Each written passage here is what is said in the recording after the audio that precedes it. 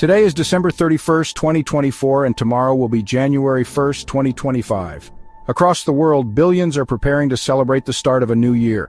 But why do we call it 2025? Why not 14 billion to reflect the universe's age, or 4.6 billion tied to Earth's history? The way we count years reveals as much about humanity's values and priorities as it does about time itself. And here's the key. Time, as we understand it, isn't real. It's a framework we've created to make sense of our existence. The Gregorian calendar, used by much of the world today, was introduced in 1582 by Pope Gregory XIII. Its purpose? To fix inaccuracies in the Julian calendar, which had been implemented by Julius Caesar in 45 BCE. The Julian system miscalculated the solar year by 11 minutes annually, causing seasons to drift over time. By the 16th century, holidays like Easter, tied to the spring equinox, were out of sync with nature. Gregory's reform realigned the calendar and introduced leap years. These extra days, added every 4 years except for certain century years, account for Earth's orbit of approximately 365.242 days. Without leap years, seasons would slowly drift and eventually summer could arrive in winter. Even so, our modern system is imperfect. Small discrepancies in our calculations mean that over millennia adjustments will still be needed. This illustrates a deeper truth. Time, as we understand it, is a human invention. Like the metric or imperial systems, it's a tool to measure and organize. Nature doesn't recognize hours, days, or years. The Earth spins, the seasons change, and planets orbit, but the labels we assign to these phenomena are for our benefit, to bring order to chaos. The Gregorian calendar begins with year 1, marking the traditionally accepted birth of Jesus Christ. However, historical records suggest Jesus was likely born around 4 BCE during the reign of Herod the Great. If adjusted, tonight's celebration wouldn't welcome 2025, it would mark 2029. This inaccuracy underscores the fact that our calendars are not natural truths but cultural frameworks.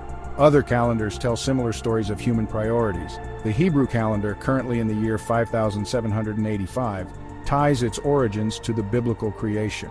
The Islamic calendar marks this as 1446 AH, beginning with the Prophet Muhammad's migration to Medina, a pivotal moment in Islamic history. The Chinese calendar, currently in year 4722, aligns with agricultural cycles and cultural traditions, with February heralding the year of the dragon. The Persian calendar, deeply tied to Zoroastrian traditions, places us in 1403 SH. Meanwhile, the Roman calendar would call this year 2777 Ab Urbe Condita, or from the founding of the city. Timekeeping isn't just a cultural construct, it's also celestial.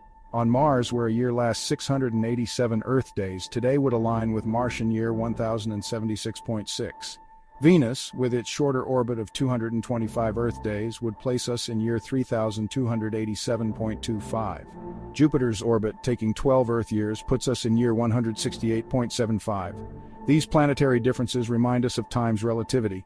Even when tied to astronomical cycles, time remains a human interpretation. Calendars also have profound social, political, and religious significance. They aren't just tools. They're statements of power, culture, and identity. The Gregorian calendar symbolized the influence of Christianity, declaring the start of a new epoch. During the French Revolution, a new calendar was introduced to reject religious traditions and mark the fall of the monarchy.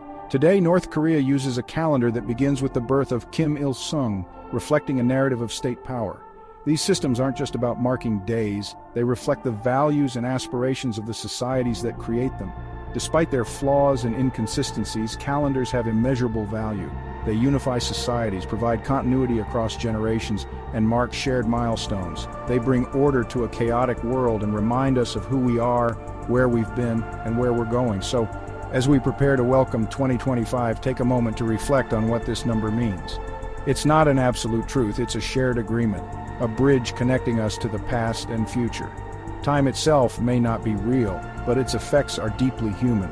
It connects us through history, culture, and purpose, offering meaning in an otherwise chaotic world. What does your calendar say about your culture? How do you mark the passage of time? Share your thoughts below, and don't forget to like and subscribe for more explorations of the hidden layers of our world.